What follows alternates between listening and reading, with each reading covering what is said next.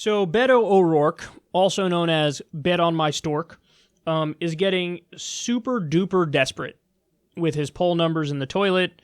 So he's been trying some new things. You know, the last one was like at a debate. He was talking about supporting gun confiscation. I mean, it's funny because, like, you can see what he's trying to do there. What he's trying to do is, okay, I know my campaign is floundering. I'm not going anywhere. I have to be bold. And I have to be bold in a way that, you know, a lane that's not already taken by Bernie. So, I don't know, pick one of those issues and go all in. And gun reform. So Bernie's in favor of all the normal, you know, gun reform proposals that we talk about on this show all the time. Universal background checks, banning high-capacity magazines, banning assault weapons, so on and so forth. He supports all those. Beto's like, oh, I see a lane. My lane is going to be, I'll go further, bro. Hell yeah, I'm going to take your guns. So that's not a good idea to argue that. Well, let me take that back. Because if you support that policy, then sure, people are going to give him credit. And there are some people who do support that policy, so they gave him credit and said it was bold. I do not think that's a good idea. Because I don't really agree with it, first of all. I'm in favor of all types of gun regulations, but not that. Not like mandatory confiscation. But also, when your campaign fails, and it's going to fail, there's not a question about that, what are you going to do next? What are you going to run for Congress? Again, in Texas? What are you going to run for the Senate in Texas? You're just arguing for gun confiscation.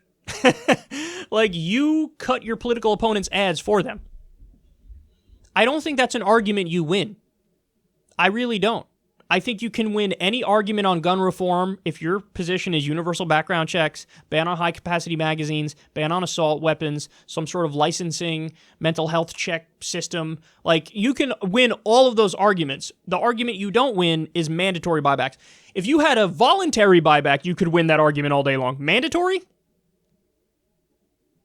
I don't think that's going to work. So what's interesting is we're watching Bet on My Stork not just blow up his presidential campaign, also potentially the rest of his political career as an elected official.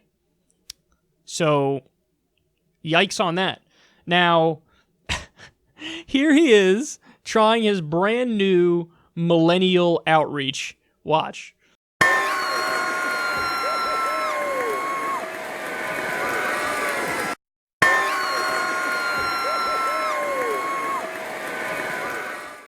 Rad, bro. Totally tubular, bro.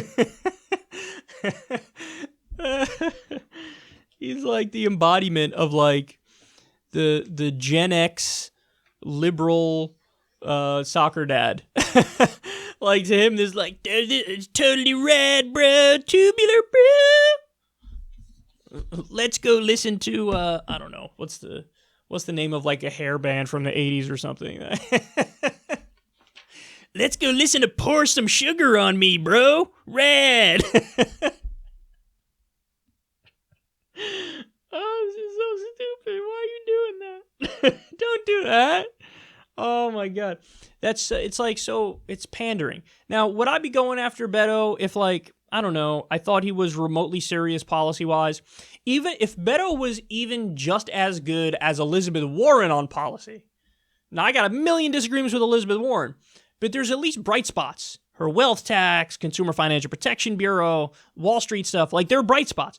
If he was even as good as her, I don't know if I'd be doing this segment, but since, like, he's just so bad on policy, it's like, I can't help but make fun of him for this. Because it's like, what are you doing, bro? I see what you're doing. You're trying to substitute being a good candidate with, like, cultural signifiers. You know what I mean? Like, I guess cultural issues are just as important as policy issues when running for president. So this is him trying to be like, I'm cool, I'm hip, I'm with it.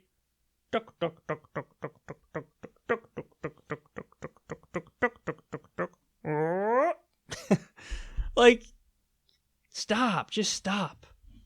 This doesn't make you appealing to young people. It's just weird. It's just weird.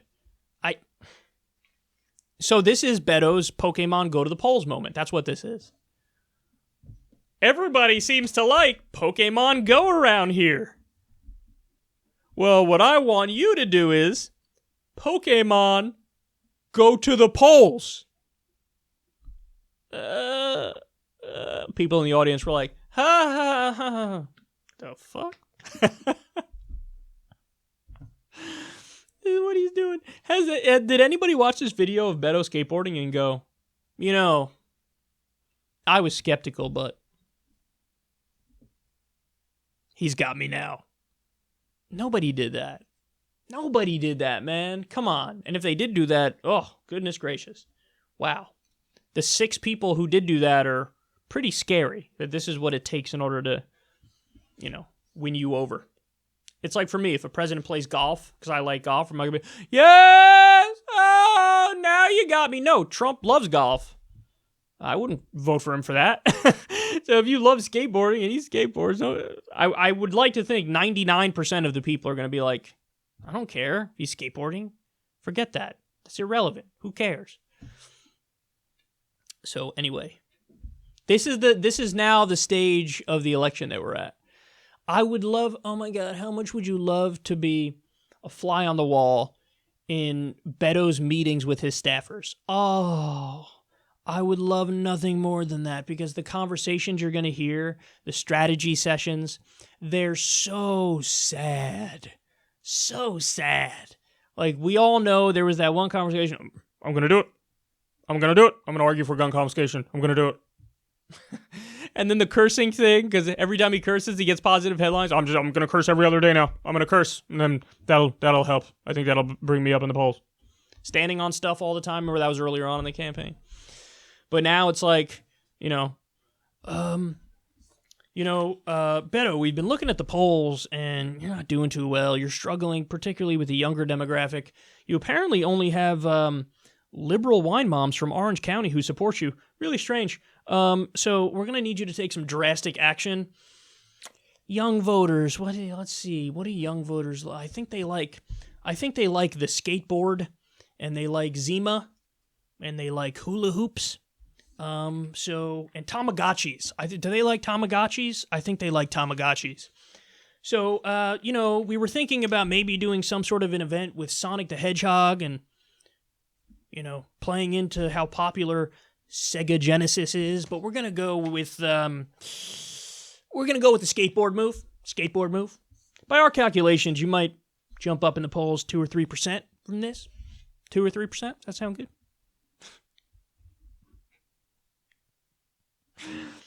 Oh, skateboarding Beto. I'll tell you what, the one downside, I will be a little sad when a lot of these candidates start dropping out, because the entertainment value goes down. At some point, we're going to have a more serious race. Well, actually, no, I take that back, because Biden, I think, is going to stay into the end, even though he's floundering. And he'll provide us endless entertainment. But with him, it's kind of sad. It's for all the wrong reasons. It's because he's not all there at the moment. So, yeah. I don't know. Are you guys hoping they stay in, like all the entertaining ones, just so we can laugh? Or are you like, okay, just wrap it up?